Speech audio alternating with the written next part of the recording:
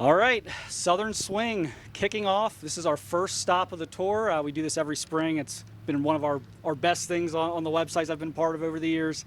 We are in Atlanta, Georgia, at Woodward Academy. Got four-star defensive lineman AJ Hoffler here with us. What's up?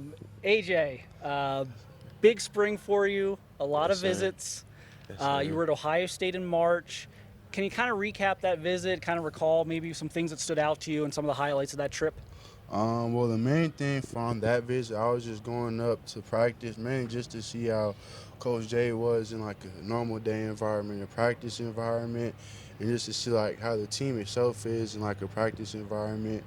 And then going up the second time, my dad, he hasn't really seen the facilities because when I went up on the game, we didn't really do much of a tour, but he got to see everything, the campus and all that. So I got to see all that for the second time, but it was my dad's first time, so it was really for me to get to know Coach Jay more, and then my dad to see the campus and stuff. Now you've been up a few times. What is it about Ohio State for you being an Atlanta kid that keeps you kind of coming back and keeps you interested? I say Coach Jay and like how he's able to develop players on the field, and I don't know, but if it's as known, but as well as off the field as well, because I think most of the coaches I've talked to, not as much of them is like care as much for the players on the field as well as off the field, and then correlate to where he can create a normal player to a first round pick and also care for them on the field if they don't go to the NFL or get a chance at the NFL. So that's one of the main intriguing things, and then as well like just the name of Ohio State, how big of a school it is, how historic it is, and just yeah, that's kind of the main two things about Ohio State. What What's Coach Johnson like? Because you probably get a different side of him than maybe the media gets when he's doing a press conference or something like that. You get Yeah, to talk to him, privately. I get to watch how he's coaching. What are your takeaways from that, and just I guess what's he like? yeah. I say he's really like smart when like the things he says, like all the stuff he says, like has a deep meaning to it. Like he might not say a whole bunch of things, but the few things he says in like a certain sentence, it'll all have a meaning to it. And like he's a cerebral coach. Like we'll be in a film. I was in a film session with him. He'll ask me one thing, or he'll show me a clip and then ask me what I think about it. And then like right when I came into the meeting, right after practice, he asked me what the main things I got away from it, like what I took from it. And then like all the knowledge he has, like for all the players he's coached, it's just crazy. Like he knows everything that it takes to get from high school to NFL, and then even to NFL, getting better in the NFL. So just everything he says like is facts, and like that's kind of like it's like talking to a legend in a sort kind of yeah. So it sounds like you've got a top two right now. Yeah. Who are they for people who aren't aware yet? I say right now it's Clemson and Ohio State. Okay. Yeah. We've talked about Ohio State quite a bit. What has Clemson there, right there, kind of fighting with Ohio State right now? I say just the family vibe I got from there and how my parents, both my mom and dad, they liked Ohio State a bunch, but they also like Clemson a bunch. So just how like my family's likes them a bunch, I like them a bunch, and like the family vibe, and I kind of get the same vibe from Coach that I get from Coach Johnson, I get from Clemson, from all around. So that's kind of the main thing. Yeah, Now, right now, you're working on putting your official visit schedule yeah. together. Kind of talk us through. I believe you said you have one scheduled. We'll start there. What do you have scheduled? When's that going to be? On June 3rd to 5th, I'm scheduled to go to Clemson for my first official visit, and then right now I'm talking with Ohio State, South Carolina, and then Northwestern, and possibly some other schools I haven't like gotten talking too much about official visits, but still talking with that I'm trying to see if I can go on an official visit during the summer. Yeah, So you're trying to get these in, June-ish. yeah, Like, are you trying to make a decision before your senior season? Is that why you're yeah. kind of timing this now? Yeah, I'm trying to get as many as I can, important ones that I can done now, so I can be by the end of June, beginning of July, I kind of know where I want to go, and then on my birthday before my season, just commit, get it over with, and then go from there.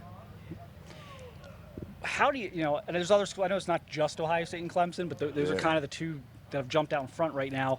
How do you separate those two? Like when you take these officials, what do you look at?